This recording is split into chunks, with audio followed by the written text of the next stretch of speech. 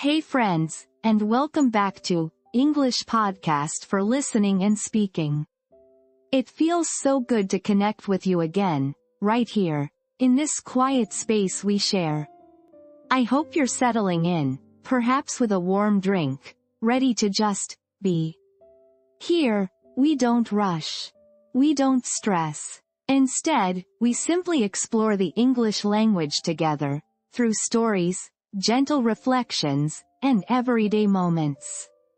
It's a place where learning feels less like a task and more like a peaceful journey, where every word you hear is meant to invite you deeper into understanding, not just of English, but maybe even a little bit of yourself. We aim to create an experience that feels calm, almost like a soft whisper, making it easy for you to listen, to absorb, and to truly feel the language. It's about building confidence gently, one quiet moment at a time. If this episode, or any of our episodes, helps you feel a little more confident, a little more at ease with English today, I'd truly love it if you considered liking this episode, subscribing to our channel, or perhaps leaving a kind comment below. Sharing your thoughts or even a topic you'd love for us to discuss would mean so much. No pressure at all, just a gentle invitation. Now, get comfortable, maybe pour some tea, and let's begin. Today, I want to talk about something that has touched my own life deeply, and something I believe many of us grapple with. How to stay consistent with our goals and dreams, without completely burning ourselves out. We often hear about discipline, and we imagine something harsh, something rigid, something that demands we push ourselves to the very limit.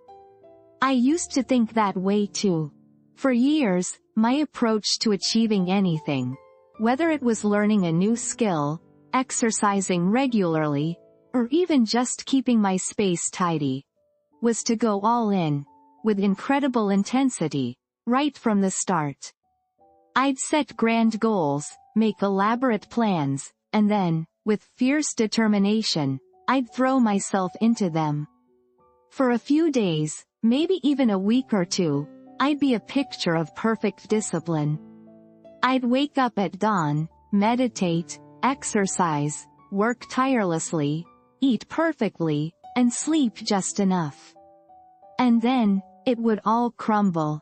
I'd miss one day, then two, and suddenly, the whole system felt broken. The guilt would wash over me, a heavy wave of shame, telling me I wasn't strong enough, wasn't disciplined enough. I'd feel utterly exhausted, not just physically, but emotionally and mentally. It was a cycle I repeated for years. Intense effort, followed by inevitable burnout, and then a long period of feeling defeated, before gathering the energy to try again, often with the same unsustainable approach. It left me feeling like a failure, constantly starting over, and wondering why I couldn't just stick with anything. Have you ever felt that way? That feeling of chasing perfection, only to be caught in a loop of exhaustion and giving up? I realized that what I was calling discipline was actually a form of self-punishment, a constant battle against my own natural rhythm. It wasn't about building a lasting habit, it was about proving something, pushing myself beyond my limits, and inevitably, breaking.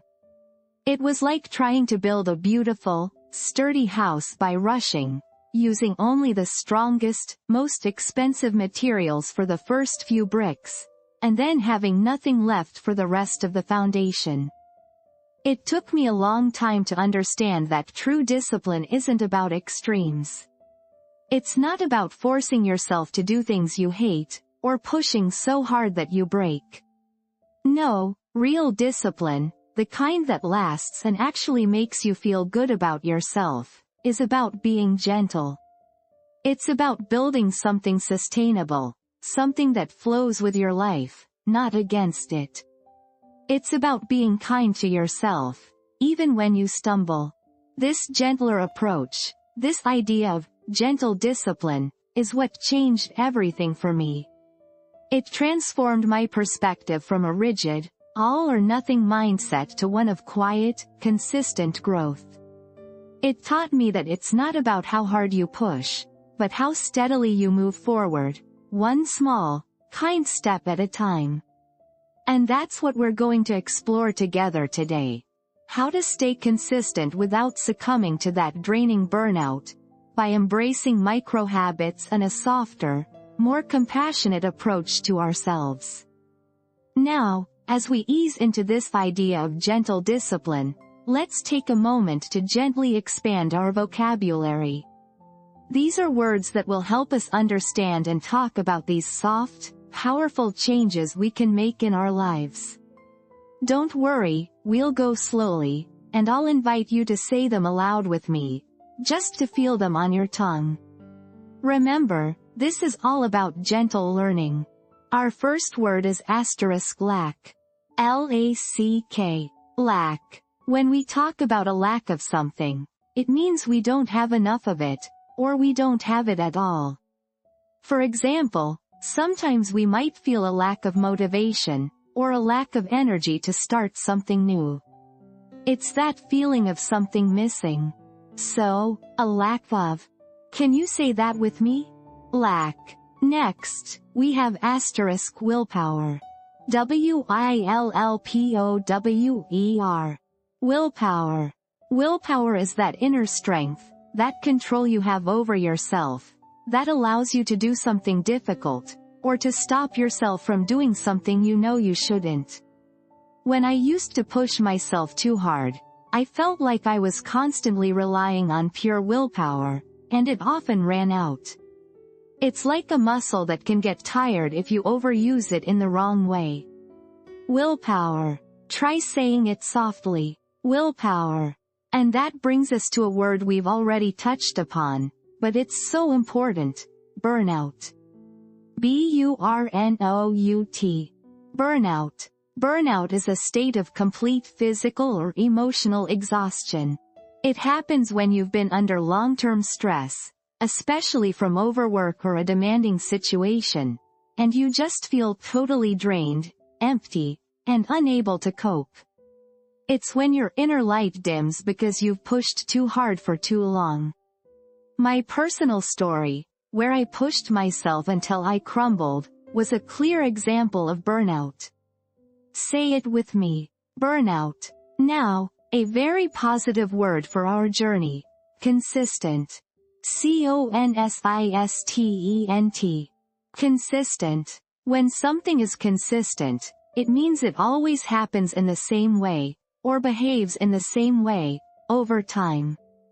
It's reliable, steady, and doesn't change suddenly. In gentle discipline, our goal isn't perfection, but consistency, doing small, doable things regularly, day after day. A consistent effort, even a tiny one, builds strength. Consistent. Can you try that? Consistent. Following that, we have doable.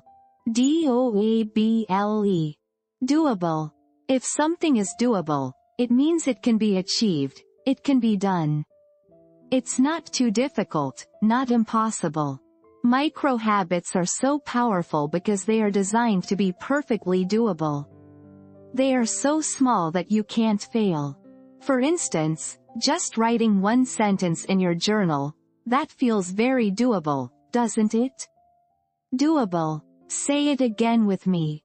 Doable. This leads us to momentum. M-O-M-E-N-T-U-M. Momentum. Momentum is the force or speed that something has when it is moving. In life, it's the sense of progress, the feeling that things are moving forward, building up speed. Even when you start with something tiny, like taking just one single step towards a goal, you create a tiny bit of momentum. And that small push can grow into a powerful force that carries you forward without needing huge effort. Momentum. Feel that word as you say it. Momentum. Next, a beautiful word. Gratitude. Gratitude. Gratitude. Gratitude is the quality of being thankful, the readiness to show appreciation for what you have, or for what someone has done for you. It's about focusing on the good, even the small good things. Shifting from a feeling of guilt to one of gratitude can completely change how you view situations and yourself. Instead of saying, "Sorry I'm late," saying, "Thank you for waiting," is a perfect example of this shift. Gratitude. Let's say it together. Gratitude. And finally, a phrase that describes a common human interaction. Push someone's buttons. Push someone's buttons. This idiom means to annoy or provoke someone, often intentionally, by saying or doing something that you know will make them upset or angry, because it touches on a sensitive point for them. Sometimes, when we are feeling stressed or tired, certain situations or comments can really push our buttons, making us react in ways we might later regret. It's like there's a secret switch that, when pressed, triggers a strong emotional response. Push someone's buttons. Can you try saying that phrase? Push someone's buttons. Wonderful. Take a deep, gentle breath. Just absorbing these words, letting them settle, is part of our gentle learning journey today. You're doing beautifully. We've been gently exploring the idea of micro-habits and the power of consistency. Now, I want us to turn our attention to a very helpful way we can talk about our experiences, especially when reflecting on habits over time. It's a grammar pattern called the asterisk present perfect. Don't worry, we won't get tangled in complicated rules. Think of the present perfect as a bridge between your past and your present. It helps us talk about things that happened at some point in the past, but are still connected to now, or things that started in the past and are still true, are still happening. For example, when I think about my own journey with trying to be disciplined, I can tell you, I've always found consistency challenging. For many years, I truly believed that to be disciplined, I had to push myself incredibly hard, every single day. I've always viewed consistency as this grand, unyielding mountain to climb, and honestly, I've often felt defeated before I even began. That feeling of burnout we talked about? I've experienced it many times, trying to force myself into habits that felt too big, too overwhelming. I've spent so much energy feeling guilty when I missed a day, thinking I'd completely failed. It's a pattern many of us have fallen into. Have you ever felt that way? But something has slowly shifted. As we've explored the idea of gentle discipline, I've been learning to see consistency not as a mountain, but as a gentle, flowing river. I've started asking myself, what is one tiny, doable thing I can do today that will keep me moving forward? And the results? I've discovered that these small, consistent steps are truly more powerful than any extreme effort I've ever made.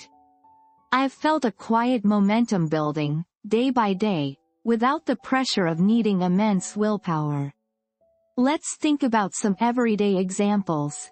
Perhaps you've always wanted to read more. You might say, I've always loved books, but I haven't read consistently in years. That's the present perfect helping us talk about a past desire that hasn't been consistently fulfilled. Now, with our gentle approach, you could try something new. You could say, I've been reading just one page every evening, and I've already noticed a difference in my feeling of accomplishment. Here, I've been reading shows an action that started in the past and is continuing, and I've already noticed shows a result that's happened very recently and is still relevant now. Or maybe, you've felt a lack of energy in the mornings. Before, you might have said, I've never been a morning person, and I haven't been able to stick to an exercise routine. This describes a past state that continues. But now, what if you tried a tiny, doable micro-habit? You could say, I've started stretching for just 2 minutes right after I wake up, and I've felt a little more awake each day. Again, I've started, shows an action that began recently and continues to have an effect, and I've felt, describes a feeling that has been present since that action began. The present perfect helps us bridge our past experiences with our present reality. It allows us to acknowledge where we've been, perhaps where we've struggled, without dwelling on those past failures. Instead, it helps us focus on how far we've come, or what new, gentle strategies we've recently discovered that are working for us now. So, as you reflect on your own habits and your journey towards gentle discipline, remember this powerful grammar pattern. What have you experienced? What have you learned? What have you been trying lately? We've talked about how gentle discipline isn't about pushing yourself to the brink, or forcing yourself into something that leads to burnout. It's about finding a rhythm that is kind, and truly consistent in a way that feels possible, not painful. Have you ever felt that deep lack of willpower when you tried to implement a huge, sweeping change in your life? It's a common experience, isn't it? Many of us have been there, pushing our buttons until we just give up. Perhaps you've always wanted to exercise every day for an hour. You might have said to yourself, I've been trying to stick to this intense routine, but I just end up feeling exhausted and giving up after a few days. This isn't a reflection of your discipline, but perhaps a sign that the method was too extreme. We've often been taught that big results come from big, immediate sacrifices, haven't we? But real, lasting change, as we've learned, comes from something much softer, something that invites you in, rather than demands of you. This brings us beautifully to our second idea, micro-habits. These are tiny actions, so small they feel almost doable even on your most tired day. Think of them as actions so small, they're almost impossible to fail. For example, instead of an hour of intense exercise, maybe it's just stretching for 2 minutes. Or instead of writing a whole chapter for a book, it's simply writing one single sentence. Just one. The magic of micro-habits is that they reduce that initial barrier. They make starting so easy that you almost can't say no.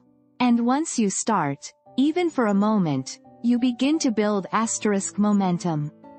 That feeling of, I did it, even for a tiny thing, is incredibly powerful. It builds confidence, one gentle step at a time. For instance, I've started just taking one deep breath before I stand up from my chair. It sounds small, doesn't it? But I've noticed how it anchors me, even for a moment, in my body. What's one tiny, doable thing you could try today? Something that feels so easy, you can't resist? Try it.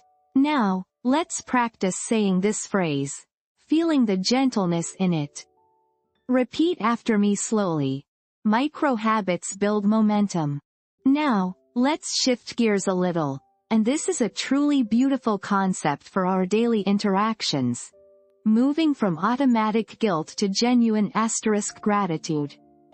How many times have we automatically said, "Oh, I'm so sorry I'm late," even if it was just by a minute, or for something completely out of our control? We've been conditioned to apologize, sometimes almost reflexively, even when thanks would be more empowering. Instead of, "Sorry I'm late," imagine saying, "Thank you for waiting for me." Think about the energy shift there. One comes from a place of perceived failure, the other from a place of appreciation and respect for the other person's time. This simple shift in language, this gentle reframing, truly helps build your own sense of self-worth and confidence. It teaches you to acknowledge the kindness of others rather than dwell on what you perceive as your own shortcomings. I've been practicing this myself, and it's been profound. Instead of saying, "Sorry I didn't get to that sooner," I try to say, "Thank you for your patience with this." It changes the whole dynamic, doesn't it? It invites connection, not distance. How does that feel to you? Try saying, "Thank you for waiting." Take a moment now, and say it aloud. Doesn't it feel different? You can practice this in your mind first, before you say it aloud in a real situation. It's a gentle practice that truly empowers your communication. Our next gentle discipline is about finding asterisk meaning in ordinary moments. In our fast-paced world, it's so easy to rush from one thing to the next, missing the quiet beauty that surrounds us. But slowing down, just for a moment, to truly notice, can anchor you deeply in the present. It's not about big, grand events, or special occasions. It's about the small, often overlooked, joys that make up the fabric of our everyday. Have you ever stopped just to feel the warmth of the sun on your skin? Or truly tasted your morning tea or coffee? Or really listened to the birds singing outside your window, without another thought in your head? These tiny acts of noticing are powerful anchors. I often have a quiet phrase that runs through my mind when I notice something simple and beautiful. If this isn't life, I don't know what is. It's a gentle reminder to myself that this very moment asterisk, with all its ordinariness, is the essence of being alive and truly present. This kind of noticing isn't just about relaxation. It's a discipline in itself, a discipline of presence. It trains your mind to appreciate the now, rather than constantly striving for what's next, or dwelling on what was. When you find meaning in the ordinary, you'll find that life feels richer, fuller, and you've cultivated a deeper appreciation for your everyday existence. What's one ordinary moment you've truly noticed today that brought you a tiny spark of joy? Take a quiet moment to think about it. Finally, let's talk about asterisk reframing stress. We often view stress as purely negative, something to be avoided or eliminated entirely. But what if we could see stress differently? What if we could reframe it not as danger or failure, but as a sign of energy, or care, or even readiness? Think about it. When you feel stressed before an important meeting, or before taking on a new challenge, it's often because you care deeply about the outcome. That racing heart, that heightened awareness, it's your body preparing you, giving you extra energy, getting you ready to perform. It's not necessarily a signal to run away, but perhaps a signal to lean in, to be fully present and engaged. This mental shift can turn something overwhelming into something usable. Instead of automatically saying, "Oh, I'm so stressed about this," you might gently reframe it internally. "My body is telling me this is important, and I'm ready to engage." This doesn't mean ignoring severe or chronic stress, of course, but it's about a gentle redirection of how we interpret those everyday sensations.